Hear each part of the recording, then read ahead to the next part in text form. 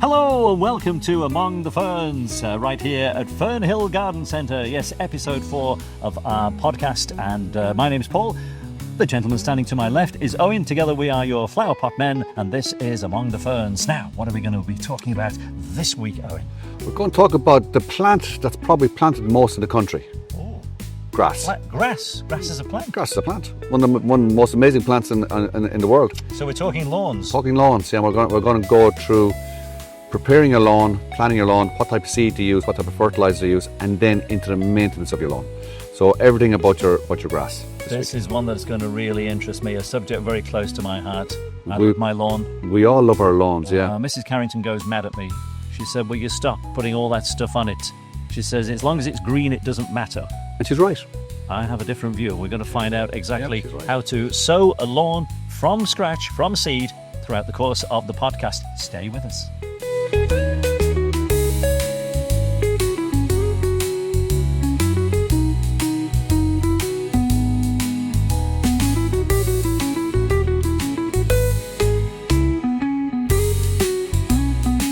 Well, I'm really looking forward to what you have to say about this, Owen, because, as you know, the lawn is one of my... You bring it up the whole time, I know. I especially put this program in for people. But the idea of sowing a lawn from scratch, from seed, I mean, is it really worth it when you can just, I don't know, go and buy some, lawn on a roll?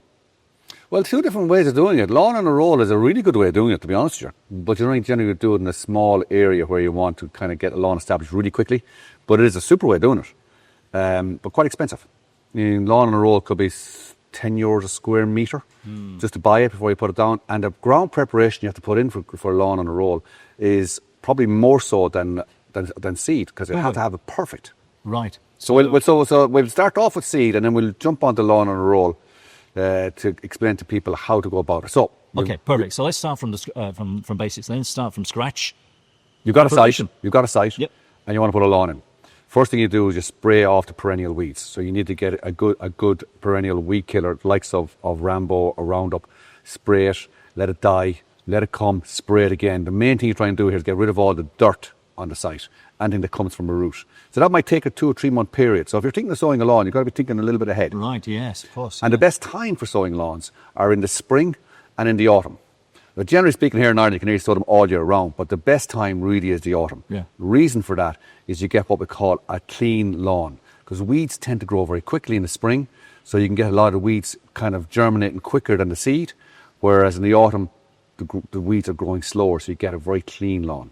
So what you need to do, spray off the area first of all, give it plenty of time, and then rotivate it and get the ground turned. And examine the ground before you do anything and see, do I need to put in drainage? Because if you need to put in drainage, now is the time to do it. And the time to do that is in the summer months. So you'll know the ground, is it holding water, is it damp, is there any hills and hollows? So you need to do all that first of all before you even rotivate. Are we talking like French drains? French drains, herringbone drains, various types of drainage. If you do it before you sow your lawn, your lawn is going to reward you going forward, because the lawn doesn't do well in damp areas. It's as simple as that. So you need to have reasonably good ground. But if you're stuck with the ground that you have and you haven't got any choice about it, grass will grow anywhere. But it's just the quality of the grass will vary. That's all. You get loads of moss, presumably. You get loads of moss if it's very, very wet. So let's assume we've got a reasonably perfect lawn. Spray it off, you rotivate it. You then come along, you pick off the heavy stones, which you can get a machine to do that. And then you get what we call a stone rake, or else you do it manually with an ordinary rake. Yes. So your rake. So this is a Wolf tool, and it's no harm introducing these. This is a German branded tool, which is a clip in, clip out. So one handle, several types of tools. We're selling them here for years. Very, very high quality. Last you for a lifetime. But a good quality rake like that. That's a very sturdy rake, isn't it? Solid rake. Yeah, solid. You'll have that for a long time. So you just rake all your stones into rows. And you remove all the stones. Anything kind of larger than marble, you need to remove. And once you've got all the stones removed, then you come about and you're ready for seed. First thing you do is you buy a best quality seed you can buy. A lot of people make this is a fundamental mistake. A lot of people make is they go out and buy the cheapest bag of seed they can get. They're not putting a huge amount of effort into preparing the ground. They're going to put a huge amount of effort into looking after the grass in the years to come. But the grass seed is the foundations to success. So what's the difference between a cheap one and a really good quality one? The amount of ryegrass in it. Right. So this has got 70% ryegrass. Most grass mix might only have 30 or 40. So look at the percentage of ryegrass in it. Minimum 50%. Up to 70% is very good. Ryegrass is an expensive seed, so it generally means it's a bit more expensive. Now, the difference in the cost for your whole lawn might be only 30 or 40 euros. Right. But that 30 or 40 euros is well spent. So and is it the rye that gives it that lush? It's stronger. It's stronger. I see. You get ryegrasses, you get fescues, and you get bents. And the fescues and bents are quite low-growing grasses, and they're not able to take the rotary lawnmowers. They're more for a cylinder lawnmower that you'd have on a golfing green, etc., etc., etc. So in our traditional lawns here in Ireland, ryegrass, you need a high ryegrass percentage to get a good quality grass. You also need to put on a good base of fertiliser. This is an organic fertiliser called Homer Palmer, but any fertiliser when you're sowing seed is fine. 10, 10, 20, 7, 6, 17, anything at all. So after you've got the ground prepared, once you are happy that there's no humps and hollows, the ground is fairly firm, you put on your fertiliser and immediately you put on your seed. And the minute you have your seed sown, you come along then and you touch it in with your rake. So how do you spread this? Do you need a spreader, or can you just use your you need a special spreader, do you? Well, you don't need it, but you're advised. Right. If you don't have one of these, you can do it. You can spread it by hand. The trick is you would weigh out your grass seed about 1.5 ounces per square yard.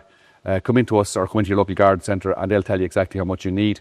This particular bag here will do about 400 square metres. Yeah. So you just come in with your measurements. Very important when you're doing lawns. You have to know what your measurements are because you're buying product for those measurements from a point of view of sowing seed and from a point of view of maintaining your grass. Yeah. You need to know your measurements. Very important. So basically, for the sake of a few quid extra, use a proper spreader for the correct amount. Well, you're going to need a spreader going forward. For your lawn, I mean, this is $69.95. It's not a big investment. It'll mean you spread your seed correctly.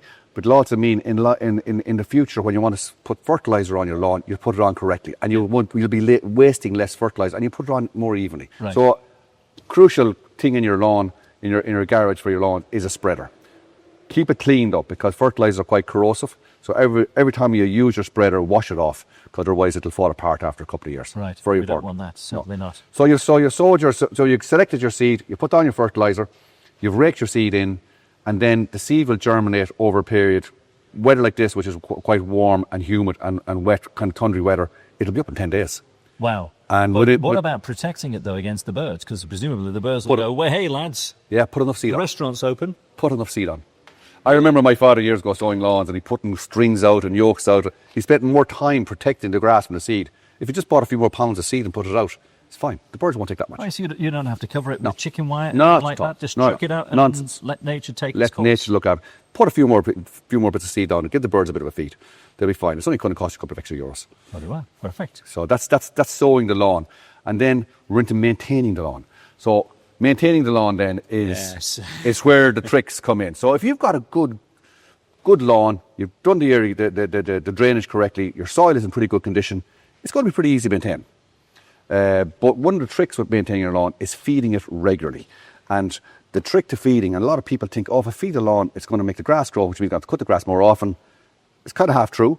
But if you don't do that, you'll get hungry grass, which will mean moss will come in, and then you've got a bigger job of removing the moss. Right. So a well-fed lawn will keep moss at bay. A well-fed lawn, well-maintained, cut regularly, you'll have very little moss. If you don't feed your lawn and you don't cut your grass correctly, you will have issues and problems over time. Right. You will get moss in at certain periods of time, but you'll always notice that a lawn that is being used quite a lot or a lawn that's been well fed with very little moss. You don't see an awful lot of moss in a football pitch, for example, because it's being used, it's been cut regularly and it's been fed regularly. Yeah. Whereas out in your own grass where you might feed it now and again every few years and you might cut it every now and again, moss will come in. Right. So the feeding programme, at least 3 times a year. 3 times a year? 3 times a year. Spring, and again, this is the best one. This is slow release, feed over 6 to 8 week period. So you put this on end of March, and you do it again around now, kind of coming into June, July, and then you do it again half the recommended amount coming into September, October. This, one bag of this will do about 800 square metres. So it does quite a big area. Coming into the autumn time, then one bag of that will do up to about 1,600 square metres. So you're putting on a very small amount of it. Yeah, can you overfeed? You can overfeed, but with lawns, like everything else, small amounts regularly is the trick. Yeah. Small amounts regularly. Other maintenance things that you need then to know with regard to your lawns is you will, as lawns get established, you will have weeds coming into it. You will have moss coming into it. So these are a couple of little products that you need to know about. This is a lawn weed killer. This one is called Dicafar. There's another one called Resolve Lawn Weed Killer. When you're ever buying these weed killers, always make sure you read on that it kills weeds and not lawns. So get the right one. A lot of people make mistakes to get a weed killer. You don't want to put Roundup on the lawn, do you? Exactly. You've got to be very careful. What these do is this will kill everything but grass. It selects the dicotyledons, which is the big broad leaves, kills them, and won't kill monocotyledons, which is grasses. So it's genetically organised so that it'll only kill everything but grass, and it'll keep your lawns weed free. And are these products child and pet safe? Absolutely not. They're not? No weed killer is. Right. So you have to be aware that when you are putting them on, that you put them on with a proper knapsack. I brought in a knapsack out here as well. Make sure you use the proper nozzle on it. You put on the proper equipment on yourself. You put a mask on, and you make sure the dog is inside in the garage. Right. So any weed killer, if you need to keep on top of your weeds, you need to be using these things. Now, to be honest with you, what's happened over the last 5 to 6 years, a lot of people are allowing the weeds to come into their lawns. Yes, yeah. And to be honest with you, I'd nearly be in that camp. I haven't used weed killer on my lawns for years. I allow the daisies and the docks and the dandelions thrive and do their thing. Yeah. If you're cutting the grass regularly enough, don't ever really take over. And it does add an extra little bit of interest. So it is nice to see it, but some people are... It does, but if you've gone to all the effort of preparing from scratch, a beautiful lawn, you've got it all lush and green, there's not a single weed on there, you've sweated blood, the last thing you want is the daisies and the weeds growing. It's a personal thing. Is it? It's a personal thing. It's some people get absolutely very upset about it. You do. And other people couldn't give a continental. That's Mrs. Carrington's the same. She said, will you stop moaning? It's green, isn't it? For God's sake. She's got a point. Yeah, it's green, and she's absolutely right. So it is a personal choice, and I think it's more leaning towards allow the natural flora and fauna thrive. By keeping it well fed and by cutting it regularly, you're not going to allow those weeds to establish themselves that much. So and that is a crucial thing to it. There's a new product came on the market recently in the last couple of years called Moss Master. There's Mobacter. There's lots of other brands out there. Oh, now this is the stuff that you've given me to try. Yeah, this is brilliant for moss. And you put it on in the spring. It likes to work above 12 degrees. It's high in potassium and phosphates. It's a natural product. So when you're talking about your animals and that, totally safe. Yeah. So let's just go back to the animal safety. After we've put the weed killer on the lawn, how long would it be before it's okay, for the kiddies and once the dogs? Once it dries, after a few hours, it's fine. Oh, right. So only we're not talking weeks. No. After a few hours, it's fine. Perfect. So it's only once the weed killer has dried into the weed thing, it'll be fine. Grand. It's only a few hours. Yeah. But back to the Moss Master. Yes. It's a new product. It's something you should be putting on at least once or twice in a season, and that'll keep your moss at bay. It'll keep your moss at bay. And it'll also feed the grass as well. There's no black patches, because the stuff I used to use, you'd chuck it on, there's sulphate of iron, patches and and then you'd be raking it out. You have big holes in the lawn for the rest of the year. Yeah, you're absolutely right. That was the way it used to be a few years back. That was always available, was sulphate of iron. But now it's gone to using lime, which increases the pH, puts the moss under stress, and then putting the Moss Master on, which will digest the moss and green up the grass. So these are all great products that have come on over the last number of years and are helping us keep our grass in fantastic condition. The other thing that's very important then with the grass is cutting it regularly, and every now and again you may need to go and scarify it. This is why I have this rake here. This is it's like a fan rake, isn't it? It is a fan rake, and this is how you scarify it. It gets in there and pulls it out. Yeah. Or you can go hire a scarifier in your local tool hire. And every couple of years, it's not a bad thing. It takes all the old dead thatch out, all the old dead moss out, and it gets oxygen and air back down to the roots of the grass. So that is amazing. Now, you don't need to do that with an old lawn. You might need to do that every 5 to 10 years, depending on the lawn. Yeah. But it is something that most lawns are required to be done at some stage. Yeah. And you need to aerate it. Mrs. Carrington says I should be out there with the fork. She's right. Yeah, especially areas where you would be trotting along a lot. Say an area to the line, or an area where the kids are playing football a lot, an area that's getting compacted a lot. Yes. You need to go out with your fork and get the fork down and loosen it all up and get a bit of sand in, rake a bit of gritty sand back into those holes, keeps those holes open, makes a huge difference. So we've got a beautiful lawn now, Owen. We've sowed it, we've weeded it, we need to cut it.